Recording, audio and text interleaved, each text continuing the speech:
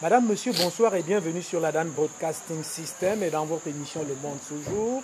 Vous savez, tous ces derniers temps, nous ouvrons les dossiers de la République, les dossiers d'une République en marche, une République qui a été prise presque en otage par une catégorie de personnes. Et vous avez déjà suivi dernièrement lors de l'émission parlant du patrimoine domanial ou foncier de l'État du Cameroun, que l'État du Cameroun est en grande perte dans cette activité-là et que cet État-là même a été partagé dans ce secteur comme un gâteau par une catégorie de personnes.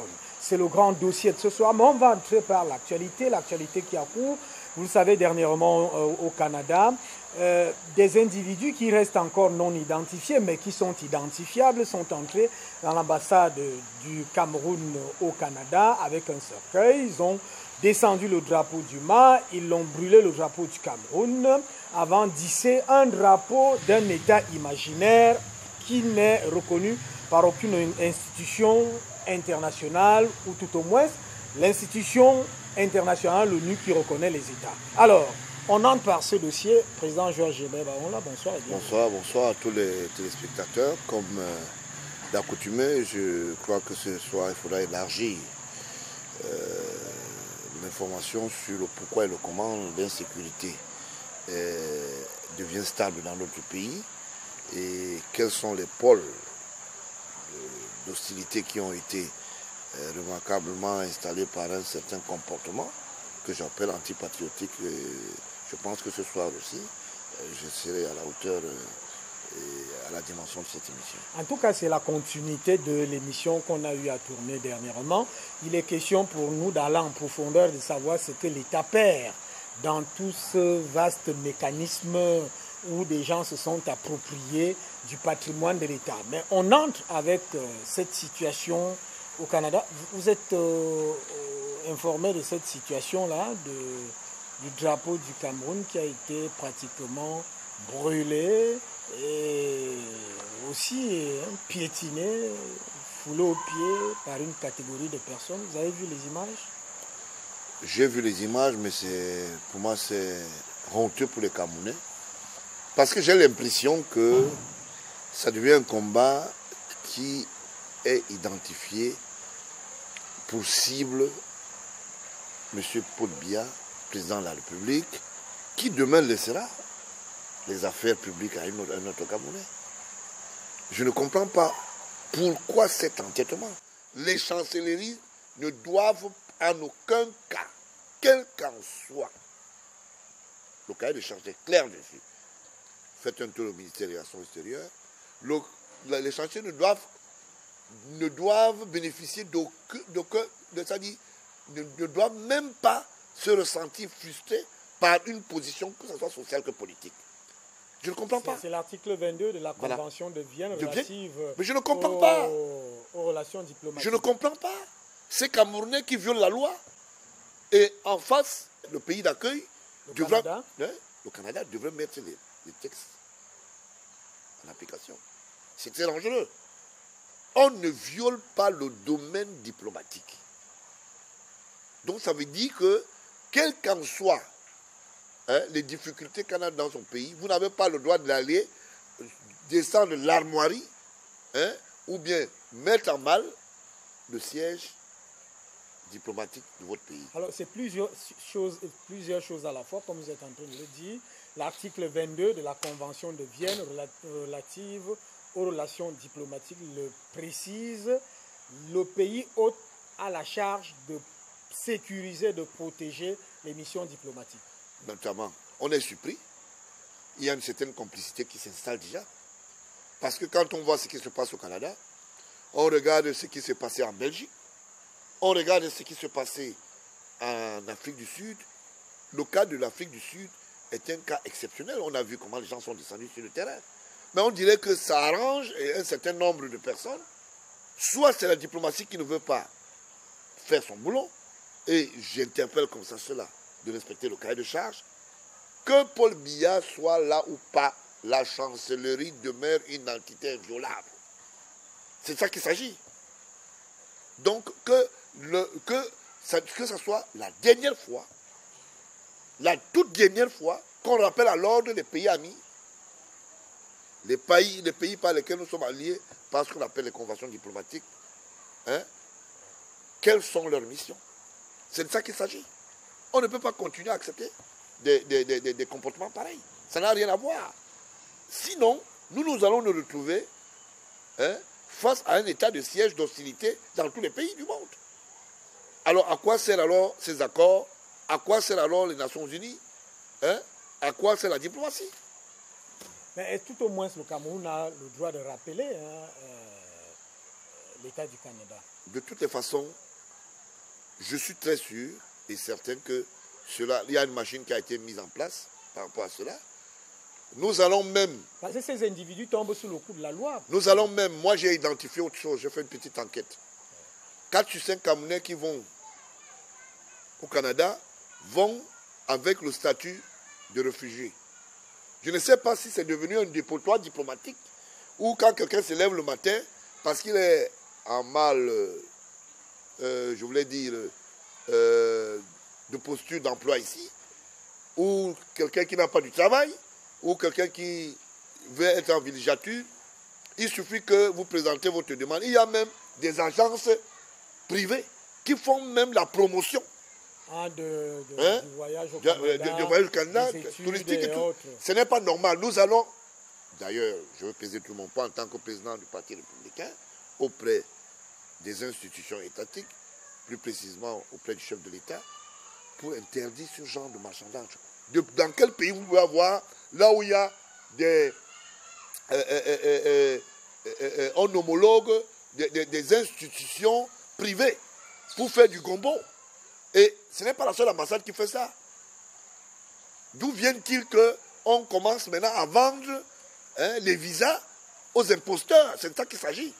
Ceux qui vont créer des troubles. Parce que quand vous regardez les statuts de ces gens-là, ce sont qui sont allés avec une bonne logique de « je ne suis pas accepté dans mon pays ». Je les mets en défi.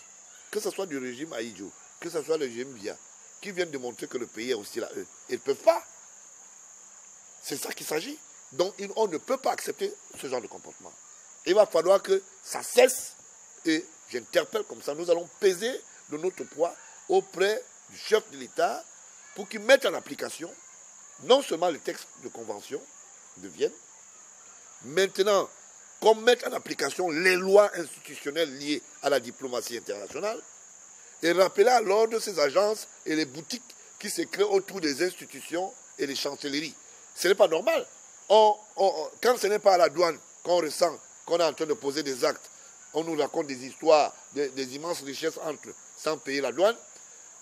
Au Cameroun, on se retrouve en train de fabriquer des citoyens qui n'ont même pas ce statut. Et faites un tour à l'ambassade du Canada. Vous allez voir que c'est le pays qui délivre plus de visas. Et je vais vous donner un exemple. Oui. Mais Senghor Avom, poursuivi par l'État du Cameroun, au TCS, pour détournement des deniers publics. Le Canada le reçoit. Après M. Senghor Avom, il y a le ministre, hein, il y a un certain nombre de ministres camerounais qui sont passés par le Canada. On commence à se poser des questions. Toute l'équipe, je vais le prendre sur mon dos, il y a un certain nombre, 80%. Hein, les journalistes, Jean-Marc Sobot. Bon, de certains journalistes. Les Jean-Marc Sobot, l'anglophonie déclarée entre guillemets, on sait comment ils font pour aller au Canada. Et le Canada les reçoit, ils deviennent plutôt le pays de résidence provoquant l'État du Cameroun. Alors, si c'est une complicité, nous allons dénoncer cela avec la dernière énergie et nous allons peser de tout notre poids, que le chef de l'État Biya puisse soit suspendre ces relations. Parce que si c'est de ça qu'il s'agit, nous allons passer à ce niveau. Il faut sécuriser les citoyens et leurs biens. Et comment vous expliquez que lorsqu'on voit sur leur t-shirt, sur le dos, on a... les armoiries canadiennes. Du Canada. Ça veut dire quoi? Ça veut dire simplement qu'ils encouragent ça. Ça veut dire, ils ont une façon de vouloir dire, ils disent, le Canada est le pays d'accueil des citoyens. Le Canada n'est pas là pour créer ce qu'on appelle des hostilités diplomatiques autour de leur, je voulais dire, de leur charge diplomatique. Ils ne doivent pas poser ce genre d'acte. Et je le dis, ils ont créé plein de kiosques, et j'en assume l'entière responsabilité. Et je le dis, même s'il faudra les déménager, on va les déménager. Nous avons eu, à l'époque d'Aïdjo, ici un nombre de pays. Là, on n'allait pas, à l'occurrence l'Afrique du Sud, on n'allait pas en Libye. On n'est pas mort pour ça.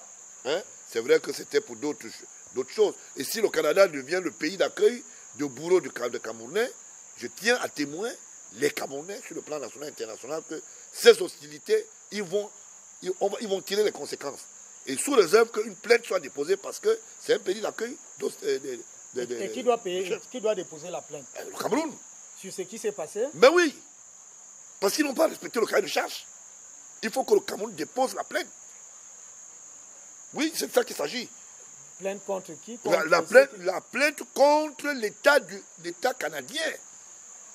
Parce qu'ils n'ont pas respecté le cahier de charge. Vous imaginez, pendant que les Canadiens eux-mêmes ils filment, c'est parce que c'est eux-mêmes qui filmaient. Qui vous dit même que ce n'est pas eux qui avaient les caméras? C'est eux qui filmaient. Et je vous rappelle qu'il n'y a pas de barrières dans les maisons étatiques. Au niveau du Canada, au Canada, vous ne trouvez pas de barrières. Donc c'est au vu, au su de tout le monde. Ils disent qu'ils ont accusé un retard. Si eux, leur ambassade, ou bien leur consul... Qui a accusé un retard? Ils disent qu'ils ont accusé un retard pour arriver sur le terrain. Mais c'est des histoires. C'est des histoires. Puisque ces manifestations sont annoncées d'avance. Quand ça se passe, ces garnements-là annoncent ça d'avance. C'est ça qu'il s'agit. Ils doivent faire déclarer ces manifestations. Nous avons eu le même problème qui devait se passer en Suisse. Je vous donne cette information. Oui. Mais l'ambassadeur suisse a pris les devants pour dire non, ça ne peut pas se passer. Il a saisi l'État suisse et il n'y a pas eu ce mouvement. Et qu'est-ce que celui du Canada a fait? Il dormait? Non, mais c'est une preuve de complicité. Il va venir nous dire, je ne sais pas de quoi il s'agit, mais celui-là, il faut qu'on ait des explications. Vous imaginez, les gars ont chanté, ils ont créé leur hymne à eux, ils ont monté les drapeaux, ils buvaient même à la place, ils fêtaient, ils mangeaient. Ça veut dire qu'il y a une complicité. Et c'est de ça qu'il s'agit. Et pour que d'autres ne reviennent pas à la même charge, il va falloir que l'État du Cameroun porte plainte. Maintenant, au niveau des mesures de sûreté, au niveau de nos conventions, on va les rappeler à l'ordre. Mais la prochaine fois, j'estime qu'on va rompre les accords diplomatiques d'abord, qu'on voit ici, sans le Canada, on ne vit pas. Est-ce qu'on ne peut pas rappeler, le ministre des Relations extérieures, ne peut pas rappeler par exemple le haut commissaire du Canada à Yaoundé pour en savoir un peu plus? Ça, dans la diplomatie, il y a ce qu'on appelle le cahier de charges confidentiel, mais je suis sûr et certain que le ministre Mbela, pour une fois, va trouver le moyen de sortir de ces casseroles qu'il a laissé de côté de Paris, à travers la vente, disons, l'achat de la résidence professionnelle, qu'il puisse essayer d'interpeller. Quelle résidence professionnelle? Oui, mais l'ambassade. Il y a eu des surfacturations de locatives et d'achat et tout ça. C'est pas moi qui le dis. Et il a eu même des démêlés avec une certaine dame qui s'appelle Alima, qu'on a condamnée à près de 15 ans de prison au TCS pour une histoire longue qu'elle dit ne pas reconnaître. Moi, j'ai transmis le dossier au chef de l'État et j'attends sa haute appréciation dans ce cas. Donc, je sais que Mbela a beaucoup de casseroles. Je ne suis pas différent de ceux qui pensent. Je suis du même avis, même que le chef de l'État qui estime qu'il vaut mieux contrôler l'ennemi dans ce qu'on appelle dans une assiette pleine d'eau, plus proche que de loin. Ceux qui ont les oreilles n'ont qu'à comprendre. Et ils ont certainement compris, ils vont comprendre. Nous avons choisi de faire cette émission en plein air. C'est vrai, le temps est pluvieux à Douala, mais ça ne gêne pas parce que la télé, c'est aussi ça. C'est délocaliser les studios pour aller vers des espaces. Aujourd'hui, nous parlons justement de ces espaces, c'est-à-dire la numérisation que vous avez commencé, à savoir qu'il faut reconnaître les biens de l'État, c'est-à-dire les maisons de l'État. Vous avez parlé de 750 milliards dernièrement. Non exhaustif. Non exhaustif. Alors, définitivement, on entre dans ce sujet parce que c'est le grand sujet de ce jour. Qu'est-ce que l'État camerounais perd dans ces maisons qui se perdent aussi dans des propriétés personnelles? Nous allons entrer dans l'ère de jeu où l'État va se retrouver en face de certains bourreaux. Or, c'est l'État, par la complicité de certains agents véreux, qui a aidé, ou bien qui a créé la spoliation de la richesse étatique ou du patrimoine public. Parce que, je vous rappelle, qu'il y a des gens des personnes physiques, qui ont détourné des maisons, qui en ont fait des navigations à vue dans les banques, qui ont pris des crédits de l'ordre de 7-9 milliards. La BICEC, par exemple, en ce moment, se retrouve dans les problèmes pour ça. L'actuel BICEC, ce n'est pas le PCA, monsieur, je voulais dire le secrétaire d'État en charge de la gendarmerie, monsieur Bokam qui va me défaire de cela. Il y a un certain nombre d'ardoises que ces gens ont alignées et ils ont pris de l'argent et ils ont fait des investissements. Et ces investissements, c'était sans qu'on ne puisse rechercher en réalité le fondement de la dépense bancaire. Quelqu'un prend un titre, il vous dit, c'est mon titre, il vient vous dire, voilà ma maison. Vous arrivez, vous retrouvez que celui qui est à la direction du patrimoine, par exemple, au ministère, ne donne pas la bonne information. Donc, il y a un problème qui se pose. Et ça fait qu'on ne peut pas continuer à accepter ce genre de comportement parce que, en fait, quand j'ai dit non exhaustif 750 milliards, nous allons atteindre le chiffre, nous allons aller, parce que jusqu'à maintenant, chaque fois les chiffres tombent, nous avons une équipe d'expertise sur le terrain. Nous sommes déjà près, aujourd'hui, là où je vous parle aujourd'hui, nous sommes à plus de 1000 milliards. Donc ça veut dire que ces gens ont posé des actes avec des complicités, et ces complicités sont dans le système AIDIO, le système BIA. Donc, les deux systèmes. Et ces gens mettent en mal la politique du renouveau, comme ils ont mis en mal la politique du renouveau du défunt AIDIO. Parce que vous ne pouvez pas m'expliquer que on met à la disposition d'un pseudo-propriétaire. On met à la disposition d'un pseudo-propriétaire de l'argent à concurrence de 9-7 milliards de crédits, alors qu'on n'a pas vérifié s'il pouvait être propriétaire. Vous ne pouvez pas dire que les Camerounais ne savent pas que un avocat, comme je le disais, un Nonchon, 32 villas à Bonapriso, avec des crédits contactés, je vous rappelle, plus de 32 villas. Plus de 32 villas, rien qu'à Bonapriso. Et quand on va se retrouver de l'autre côté, à Aqua, il y a plein de maisons là-bas qui ont été arrachées, qui appartiennent à l'État. Ces enfants discutent les biens de l'État. Ce ne sont pas leurs biens. C'est pour ça qu'on ne peut pas vider ce dossier, je le disais la dernière fois. Et certains magistrats, sûrement, sont derrière qui tirent les marrons. Ce n'est pas normal. Maintenant, il est question ici de remettre en cause cette attitude. Et j'ai pris sur mon dos de donner ce dossier, de transmettre ce dossier à titre d'illustration au chef de l'État pour qu'il prenne acte. Et c'est ça qui a déclenché aujourd'hui le système de numérisation. Parce qu'il y a une campagne aujourd'hui qui est lancée par le ministère sur haute instruction du chef de l'État, qu'on puisse vérifier quels sont les biens de l'État, quels sont les biens c'est-à-dire les 1000 milliards que vous êtes en train de dire là en termes de... Non exhaustifs, je précise. Non exhaustifs, ouais. Ça appartient à l'État. Ça appartient à l'État en termes de biens. Ça veut dire que nous évaluons, on a des experts d'immobilier. Quand on voit une maison, on regarde, nous voyons que bon voilà, c'est construit sur tel nombre de mètres carrés, voilà l'investissement qui a été fait, et voici ce que le plus-value approximativement au vu des prix homologués au niveau des institutions, des MICAF, le cadastre et autres. C'est de ça qu'il s'agit. Et on ne peut pas continuer à accepter cela. Ça veut dire simplement qu'il va falloir que les gens arrêtent de penser que l'État est une vache à lait.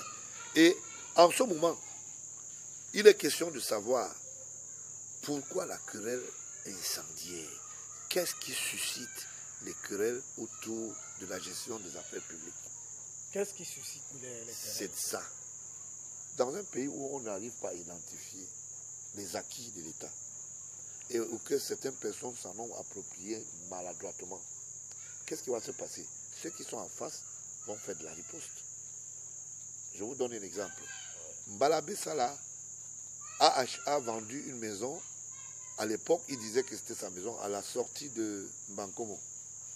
Avant le pont, avant l'échangeur, Bankomo, je crois, oui. Avant l'échangeur, oui.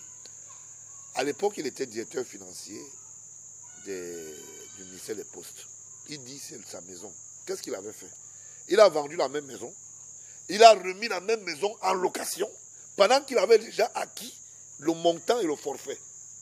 Et de la vente, il a continué à percevoir les loyers. Vous imaginez ça? C'est la même chose que Ndongo Pierre, l'ancien directeur des postes, je ne sais pas s'il vit encore, qui a distribué les maisons à un certain nombre de Camerounais, comme ça. Il a distribué le patrimoine, aujourd'hui, du ministère des Postes. C'est la même chose que a distribué à ses petits amis le patrimoine des postes. C'est la même chose qui a été faite à l'endroit de la CNPS, où Ngo a distribué un certain nombre de biens avant qu'il ne soit interné à la maison, interné à la prison centrale. C'est le jeune garçon qui est venu, qui était son garçon de cause, qui vient le dénoncer. C'est pour ça que l'État l'a poursuivi, en dehors de centimes additionnels qu'il percevait malhonnêtement au niveau du ministère, en termes de compensation au niveau du ministère des Finances. C'est ça qu'il s'agit.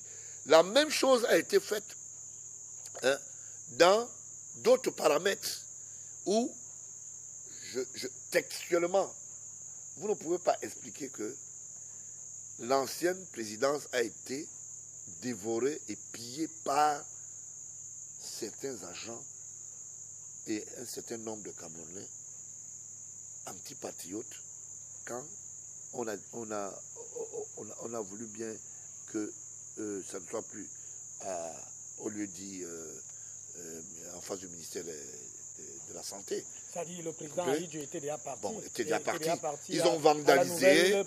Voilà, ils ont vandalisé. Ils ont pillé.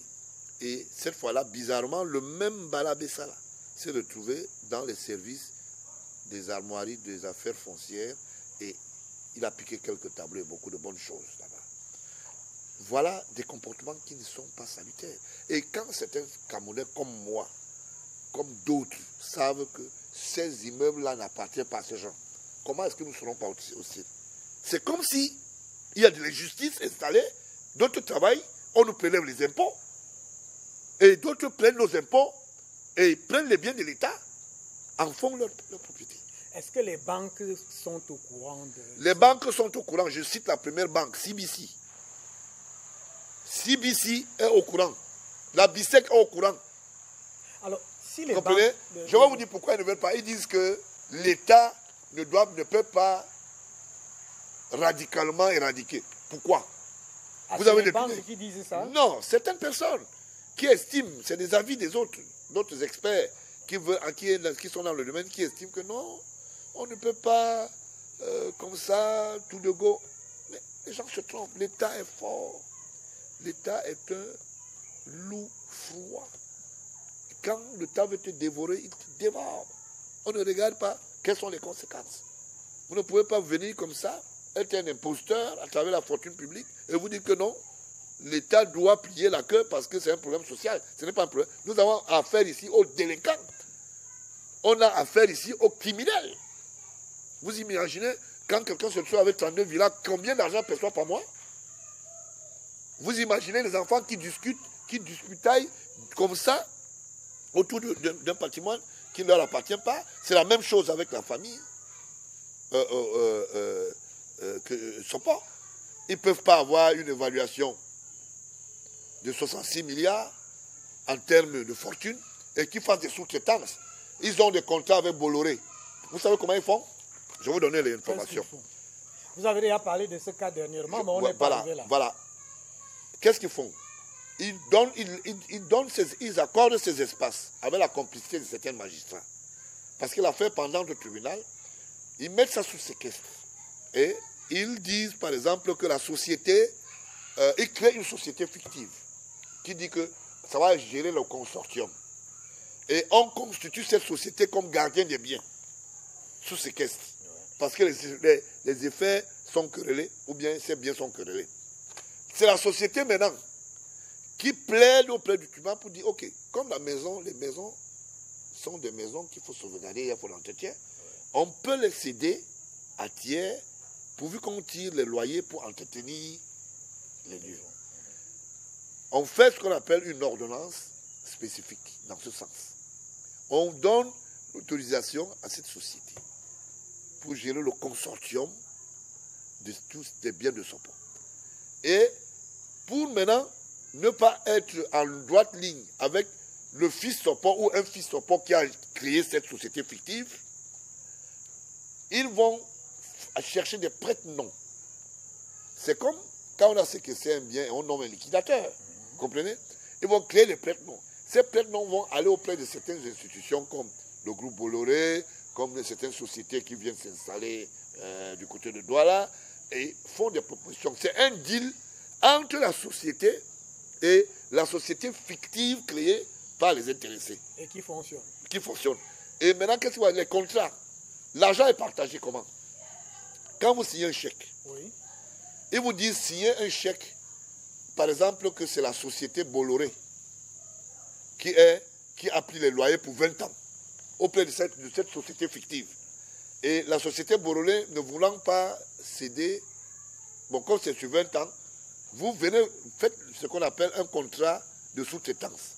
Vous faites la sous-location. Et quand vous êtes dans le besoin, qu'est-ce que vous allez faire? Vous êtes obligé.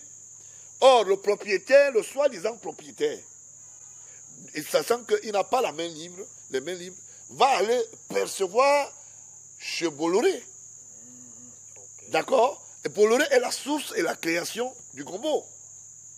D'accord? Et le magistrat contrôle au niveau de la justice.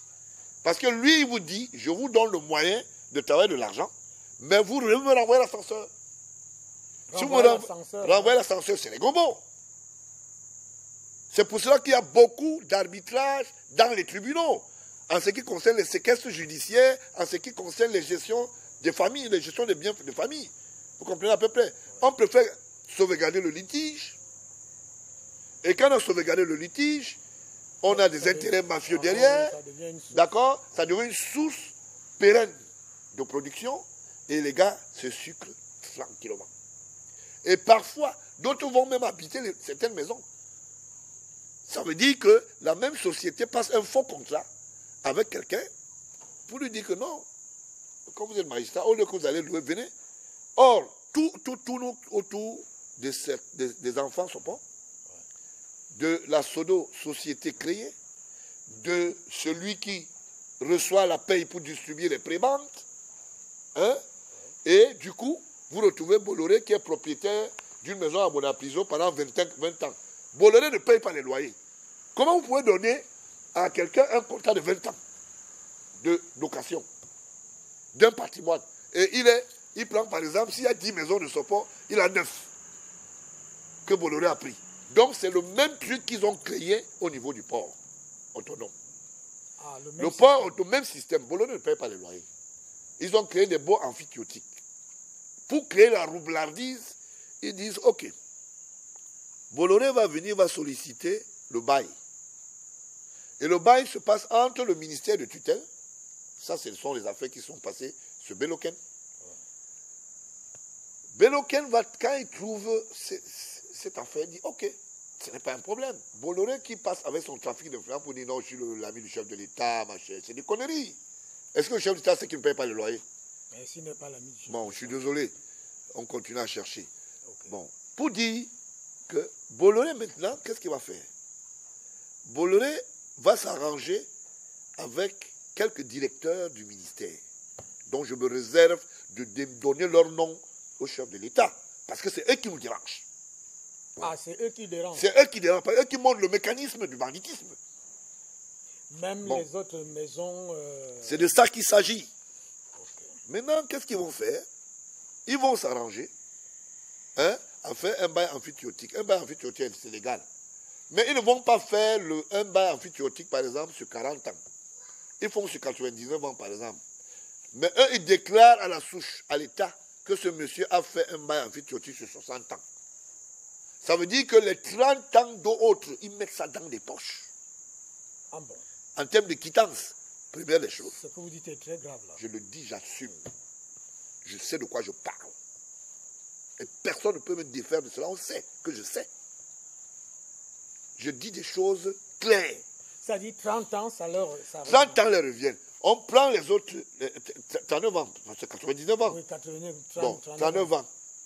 Et les 39 ans maintenant, on se partage entre les amis.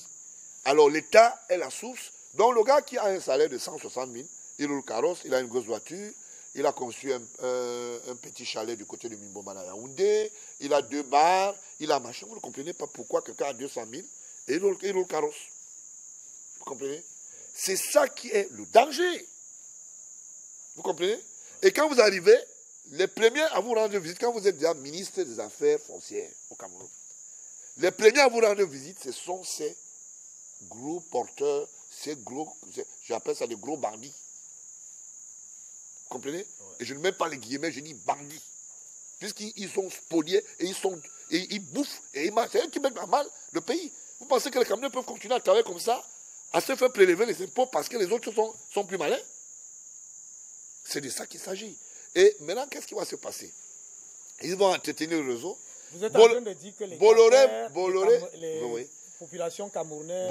Voilà, Bolloré, allez ce matin, poser la question, allez à la direction des affaires financières de Bolloré ici. Ou bien aller au groupe Veritas. Veritas n'a pas un agrément, hein, mais Veritas fait le contrôle des chantiers. J'ai les preuves de ce que je dis. Veritas n'a pas un agrément pour faire des contrôles techniques. Vous imaginez ça? Mais il le fait. Parce que c'est une histoire d'arrangement entre les amis. Et quand on voit Bolloré donner une affaire, c'est sucré. Personne n'a rien à dire. Il ne faut pas trop parler. Si vous parlez beaucoup, l'ami de Paul Biya va vous faire les certeaux. Sauf que je vois que c'est un mannequin, un guignol qui se balade comme ça, qui raconte n'importe quoi. Paul Biya ne peut pas en faire un ami. Pas du tout. Pour moi, c'est un morveux. Et ils pensent qu'ils vont pérenniser ça comme ça. Dès qu'on veut parler, on soulève l'esprit, on dit, oh, on va à Paris, on va aller dire. Est-ce que Macron sait que Bolloré spolie les biens des Camerounais? Je parle tous les jours. Pourquoi Bolloré ne se plaint pas? Ce n'est pas la première fois que je parle de Bolloré. Alors, vous disiez qu'il faut aller au service financier pour contrôler. Et aller au service financier, poser la question, vous avez des baux ici au port, d'accord, très bien. On vous a accordé des espaces. Vous allez dire que c'est en bas. Ils vont vous dire que c'est le bail amphithéotique. Non, c'est le port autonome qui a fait ceci. C'est là où les gens comme les études de Yono mangent. Où il mangeait, il vit encore. Il est mort. Hein? Ah d'accord. Ça veut quoi qu'il vivait encore? Ah bon, il est mort. C'est l'étude de Yono là. Voilà. Votre ancien ami, c'est quoi? Non, c'est pas mon ami. Je ne suis pas l'ami des prédateurs. Pas du tout. Alors, étude de Yono avait installé une planche. Les mangroves que vous voyez là, au port autonome, parce qu'on parle des affaires foncières. C'est le port autonome qui donne ces espaces et qui accorde ces espaces. Et c'est eux qui font ce qu'on appelle le calcul numérique pour céder ces espaces à tiers. Ça, c'est le patrimoine, le gombo du directeur général. Et tous ces espaces du port là que vous voyez là, il y a des sous-locations. Hein. Ça veut dire qu'il y a un premier qui est venu louer, l'autre vient faire une sous-location, et l'autre vient refaire une autre. Alors, Bolloré étant une mastodonte, lui aussi, il a trouvé de quoi manger, c'est assis. Vous comprenez? Il ne paye rien du tout. Il se sucre. Il ne paye rien du tout. Un monsieur qui n'a pas un agrément de contrôle technique à travers Veritas ne peut pas venir me dire aujourd'hui qu'il est sérieux.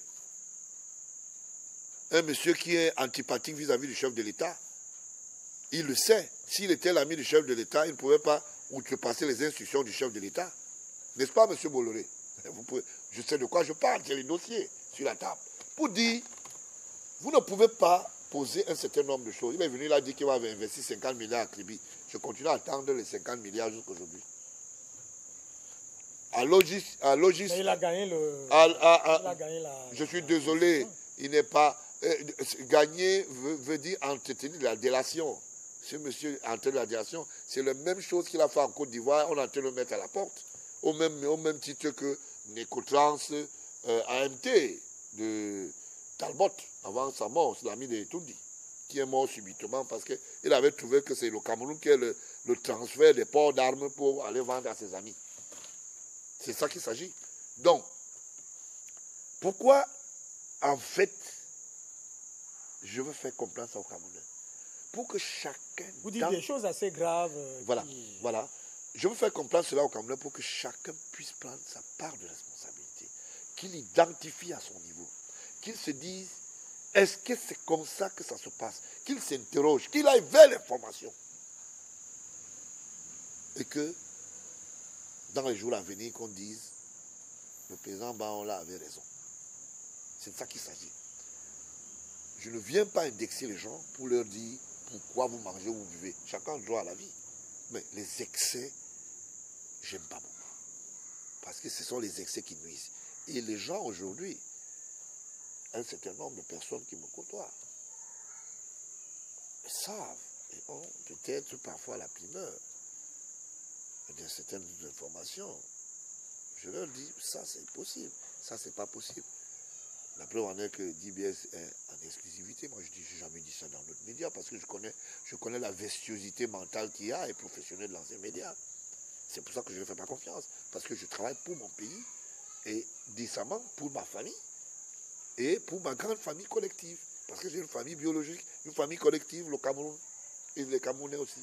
Donc, on ne peut pas avancer dans un pays où on ne sait pas combien, qu'est-ce que ça peut produire. Quand vous avez, par exemple, un patrimoine de plus de 1000 milliards aujourd'hui, non exhaustif en termes de patrimoine, qui est pris par des gens et géré, et c'est les Camerounais qui mettent cet argent dans la poche.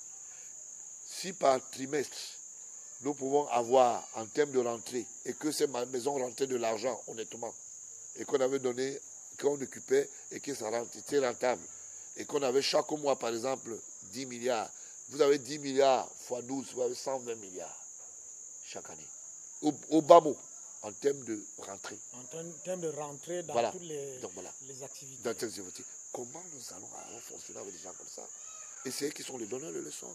Quand vous avez le directeur général de Canal 2 qui habite dans une maison qui appartient à l'État, il le sait. Je vais vous dire pourquoi. Il y a 2 personnes dans cette famille, Lonchon, qui se querellent autour du patrimoine. Je voulais dire bonjour au jeune homme qui est avocat, qui est un porte-étendard, il dit entre guillemets. Parce que vous avez souvent dit que les autres sont entre guillemets. Il dit entre guillemets qu'il est le fils de l'autre. Bon, nous allons établir ça, on ne sait pas comment les actes de naissance se sont faits. Avant la mort ou après la mort du vivant du père, on ne sait pas. Cette maison est querellée par 2 personnes. Un est en prison, une personne est libre. Une certaine mairie, quelque chose comme ça. Une personne en prison, l'autre est libre. Et Lonchon dit à tout le monde à Douala, j'ai les maisons. Est-ce que ce sont ces maisons? J'ai vérifié. Ce ne sont pas les biens. J'ai dit que j'ai vérifié. Ce ne sont pas les biens de leur famille. Qu'ils viennent me démontrer. Et les magistrats savent que ce ne sont pas leurs biens. Ils savent. Mary sort d'où? Tu es de nationalité américaine, dit-elle. Tu viens chercher quoi dans le patrimoine de l'État du Cameroun? Si demain on l'interpelle, on dit qu'il y a eu détournement de deniers publics, machin, on crée les lois, on cite les lois, vous allez dire, oh, on s'attaque aux Américains. Voilà une jeune fille qui vient spolier le Cameroun. En faisant quoi? Parce qu'elle discute les biens de l'État. Ce ne sont pas les biens de son défunt père. Je suis désolé. C'est ça qu'il s'agit. Et mes attitudes interpellent le comportement de la famille je voulais dire, des mangeurs de soupe publique là, que j'appelle souvent la sopo là. Quand on est un médecin, on gagne un salaire. On ne s'associe pas dans la méandrie de la spoliation des biens de l'État. C'est pour ça que je ne les respecte pas. Je suis désolé, c'est des gens qui n'ont pas droit aux honneurs parce qu'ils mettent en mal le pays. Aujourd'hui, les conséquences, c'est quoi? Oui, les conséquences, voilà. Les conséquences, c'est simple. Si j'ai 120 milliards que je paie, je suis l'État à travers mon patrimoine. Non exhaustif, hein? Non exhaustif. Je donne l'exemple. Et que on doit créer une clinique à Douala, au lieu de 10 Sopon. Cette clinique devra entretenir 50 000 emplois au bas mot. Et que les 50 000 emplois par mois peuvent peser, faire ce qu'on appelle peser sur l'échiquier salarial pour 80 millions. Et que les 80 millions, à travers ces familles et ces entités professionnelles, peuvent se relayer sur le plan social. Hein? Et il y a les effets induits. Voici, nous sortons de la crise. On sort de la crise. Dès lors qu'on n'a pas identifié le mal, ça veut dire qu'il y a un problème sérieux. Et les conséquences sont en droite ligne avec la politique.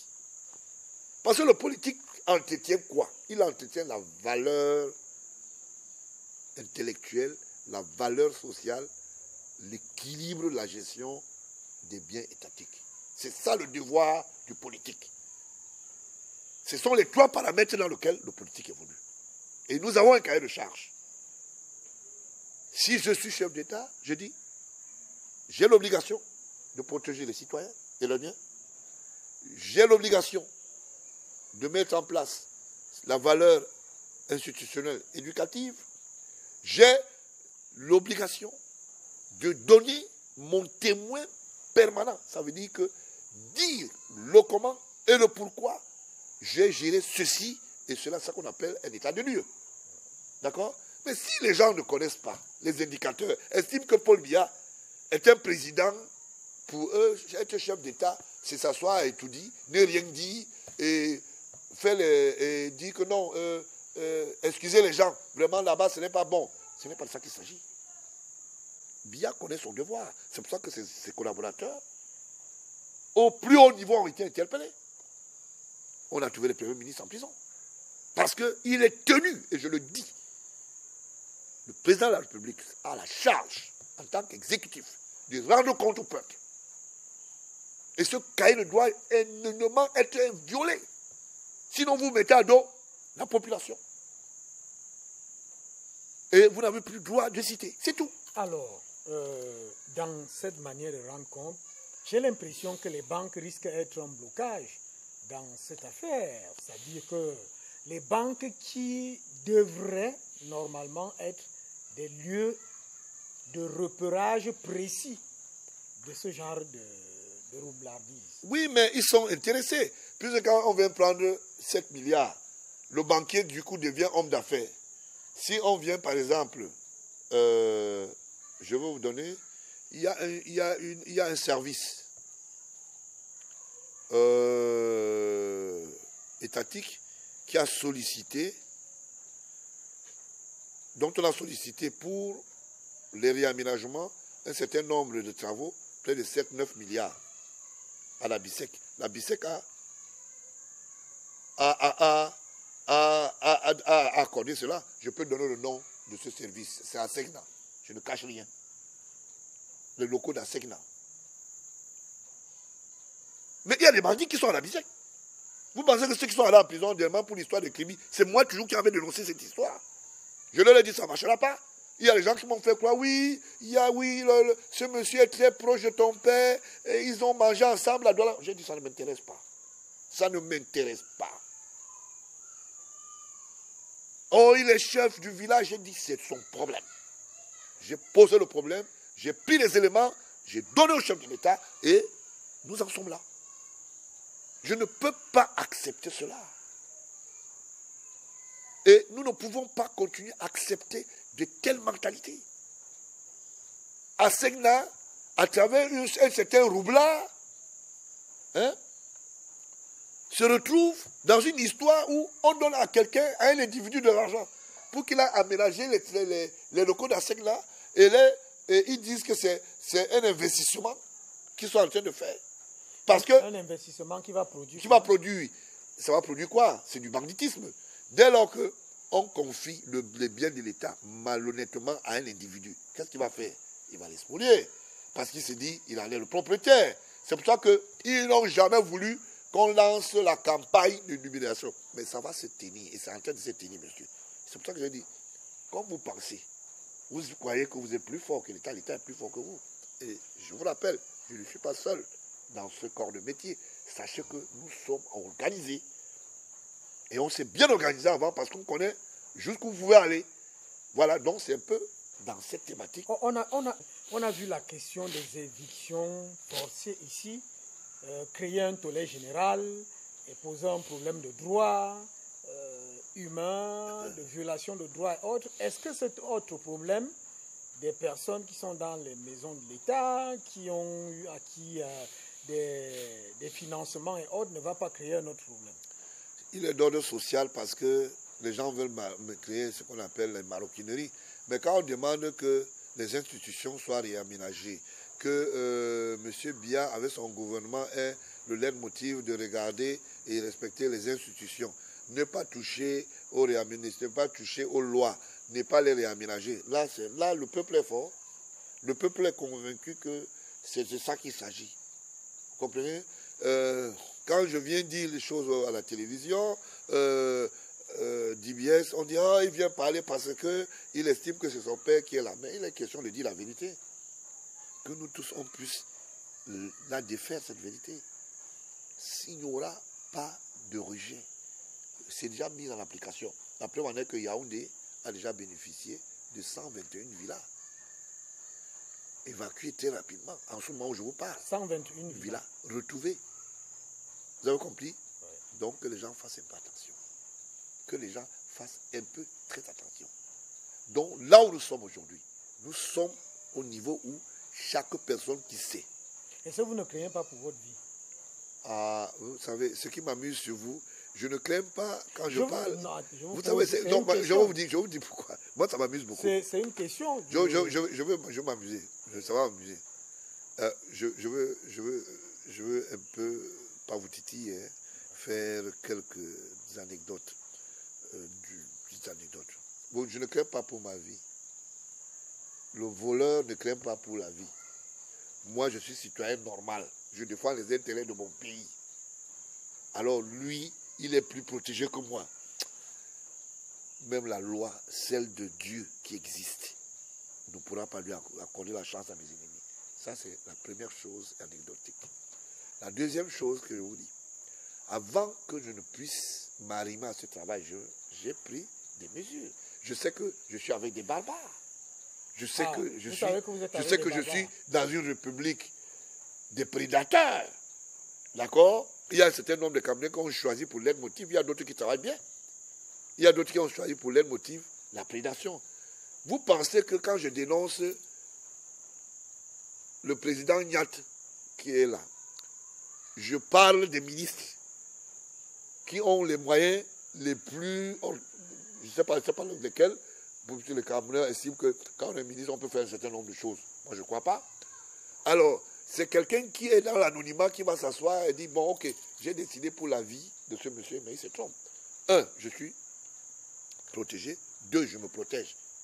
Je suis le président d'une institution qui fournit les armes au Cameroun. Donc, si vous voulez, vous allez me trouver en face. Maintenant, je suis bien gardé. Moi-même, je suis préparé. Mais vous pensez que je me lève comme ça pour faire un combat pareil? Non, non, non. Je sais qui est en face, puisqu'ils ne veulent pas laisser les biens de l'État. Je sais. Et je les attends. Vous savez qu'ils ne veulent pas laisser les biens de l'État? Je le sais. Puisque c'est eux qui gueulent. Ils se cachent derrière les partis politiques.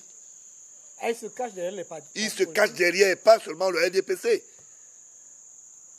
Je vais vous donner un exemple. Oui, Bello Bouba, à la sortie de Douala, est propriétaire d'une société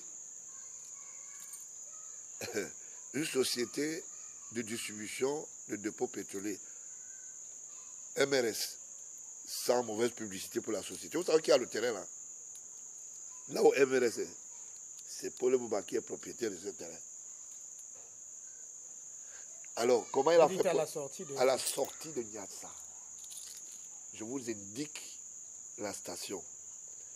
La deuxième station MRS, c'est son petit frère même qui gérait ça il y a 4 ans, 5 ans en arrière.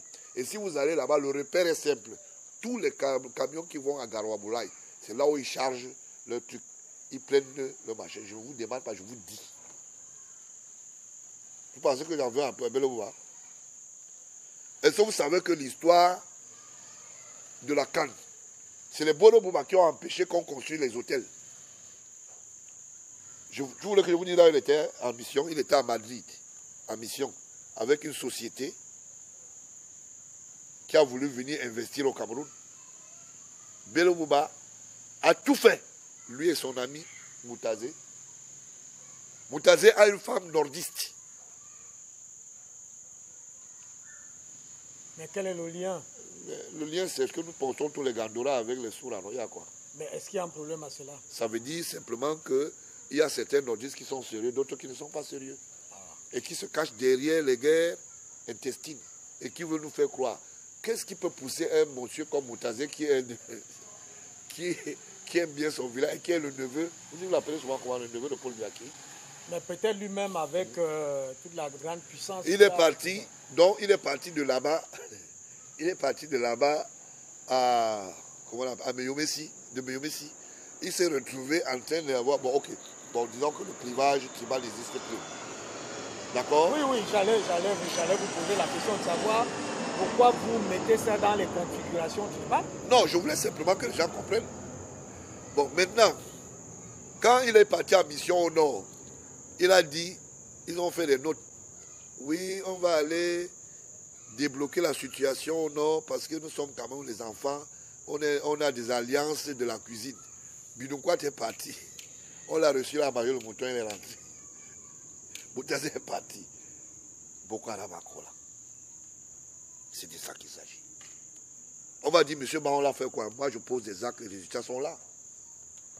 Je peux citer des choses. C'est moi qui ai créé le péage au Cameroun. J'ai créé le péage. Le péage, le là péage qui engouffre. Non, laissez-moi parler. On ne voit pas les résultats du péage. Les routes ne sont pas arrangées. Là, déjà, les routes sont arrangées. Écoutez-moi. Oui. Au du retour ici au Cameroun, j'ai des documents. J'ai discuté à l'époque avec le fils Chungi. À l'époque, il était ministre délégué à la présidence. Les bureaux du ministre délégué de l'économie étaient au sein de la présidence. Ça, c'est une chose. Ouais, laissez-moi parler. Ouais, vraiment, ce monsieur est terrible. Hein? Je dis que c'est moi qui suis ici. Je n'ai jamais eu un sentier, je n'ai jamais rien demandé à l'État.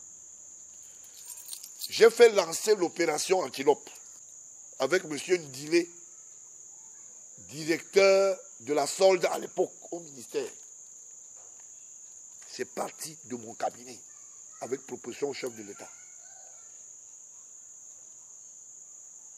Je suis le premier Camerounais à avoir réuni les partis politiques au Cameroun à travers l'association des messagers de la paix, qui a été détenue par André Tungui, qui a même pris le nom.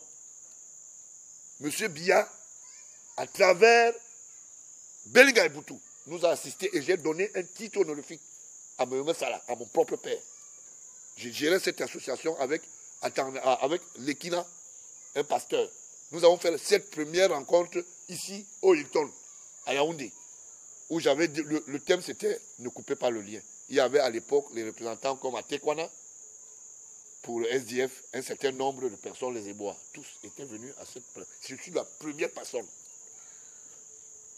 Il est temps maintenant qu'on fasse de l'inventaire. Parce que je suis fatigué de rester. Pendant que nous on travaille, il y a des petits malins qui viennent et qui s'asseyent et racontent n'importe quoi. C'est ça que je suis en train de vous dire. Je suis la personne. Le péage est un panier qui j'en viens. Oui. Je suis la personne qui a domicilié le premier dossier au chef de l'État pour l'immeuble de la CNPS, pour qu'on arrête M. Ngo pour délit de corruption et tout ça et tout le reste. Je veux commencer à citer. On est fatigué, les gens s'asseyent et ils commencent à se tirer les machins. Ils sortent d'où? Ils sortent d'où? Ils sortent d'où? Je suis la première personne à avoir rencontré, toujours dans votre démocratie, parce que j'ai dit la vôtre. J'étais à Tarinkong. Froundi connaît cette face. À l'époque, c'était Beau et Bête. À l'époque des ébullitions, Beau et Bête. Donc c'est votre ami. Beau et Bête était son conseiller en communication. Ce n'est pas mon ami. Je suis allé là-bas. Vous savez où il est? Je suis allé. Non, je n'ai pas cherché. Je n'ai pas cherché. Beau et Bête. Et on a été reçus à Tarikon. À l'époque où les vieilles femmes soulevaient les rampes, je suis passé sur les talus. Vous avez compris? Que les gens arrêtent. Cette tricherie va finir. D'où sortent vos histoires dans Tangandji? Ils sortent d'où? Ils ont travaillé quoi? Parce que quand les gens disent, il sort d'où? Le fils de Paul Biya. J'ai fait des choses, j'ai des histoires. C'est pour ça que je gueule. Parce que je sais de quoi je parle. Pourquoi les gens ne parlent pas en face? Parce qu'ils savent qu'ils me connaissent. On se connaît. Et quand on se regarde en face, on sait qui a fait quoi. Vous avez dit à quelqu'un l'autre jour que c'est les histoires du quartier Makia. J'ai dit à Jamen, c'est un petit frère, c'est normal. L'histoire du quartier Makia, c'était un représentant du SDF. Je l'aime bien, je voulais le titiller pour lui dire que ne crois pas que comme le carton rouge est né au quartier Makia, c'est les mêmes porte-étendards que tu vas nous ramener. Si je lui avais dit ça pendant une émission à DBS, c'était pour lui dire que on est ensemble, il n'y a pas de problème. Alors on est à la fin de cette édition. Il y a beaucoup à dire. On va certainement revenir au cours de la prochaine édition. J'ai dit que si vous ne créez pas votre vie, c'est pour essayer de voir le fond de votre engagement, pour essayer de voir si à un moment donné, vous-même, vous n'allez pas être un prédateur, c'est-à-dire quelqu'un qui poursuit les prédateurs. Et je voulais vous rassurer de quelque chose. Je gagne suffisamment ma vie pour être un prédateur. J'ai plusieurs casquettes. Quand je vous dis, j'ai plusieurs casquettes. Je suis fournisseur d'armes. Tout le monde le sait, si vous ne le savez pas. Donc ça veut dire que je sais comment on vend un char. Je sais comment on vend un Kalachnikov, je sais. Donc ce n'est pas aujourd'hui que je cherche de l'argent. Donc quand je suis entré dans ce combat, je ne suis pas entré parce que dans ma tête, je voulais rouler dans une voiture. Je ne suis pas entré parce que je voulais dormir dans une maison décente. Je suis entré là-dedans parce qu'il y a de l'injustice. Ah, parce qu'il y a de l'injustice. L'injustice ne porte jamais bonheur à un pays. J'étais ailleurs, j'ai vu comment ça s'est passé. Je vous rappelle qu'à l'époque... On termine par là. Ouais. À l'époque, j'ai été éditorialiste de mon journal. Ça m'a permis de faire une mission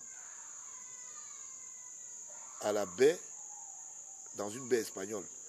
Avec le colonel Limi, avant sa mort, il a discuté cette île.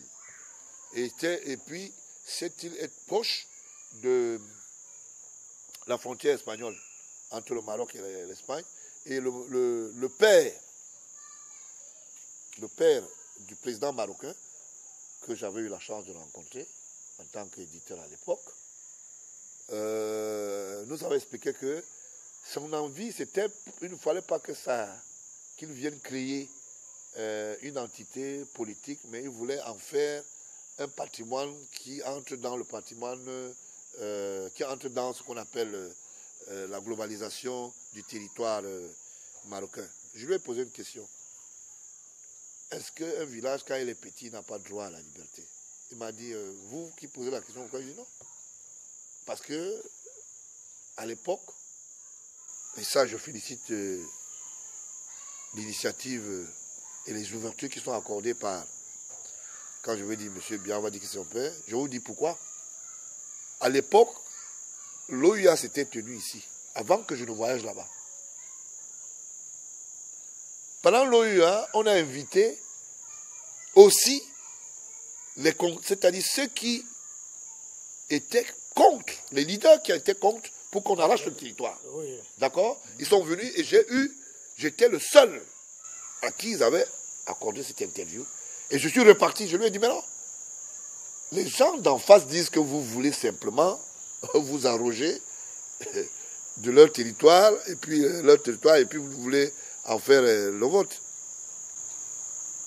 Je vous dis, il m'a appelé à côté. Après qu'on ait entretien ensemble, il m'a dit, vous êtes qui? Je me suis présenté, il m'a dit, vous avez beaucoup d'avenir, mais je suis sûr que vous avez rencontré beaucoup d'obstacles. Et les obstacles que vous allez avoir, je vous donne ma bénédiction. J'ai eu le patrimoine de sa bénédiction, ça veut dire, il a posé la main sur moi, m'a dit, les combattants africains, comme vous allez aller loin. Et je crois à cette bénédiction, parmi tant d'autres. Donc ce que je fais aujourd'hui, ça vient de Dieu, pas de moi. Merci. Voilà qui est dit, hein, ça vient de Dieu et pas de vous-même, c'est-à-dire que vous n'avez pas un orgueil personnel, tout le monde. Madame, monsieur, merci de nous avoir accordé de votre temps encore pour cette autre édition. On va revenir pour une autre parce qu'on n'en a pas terminé. On va toujours aller au fond de la compréhension de comment construire le véritable vivre ensemble où tous les Camerounais se sentent en paix. Bonsoir.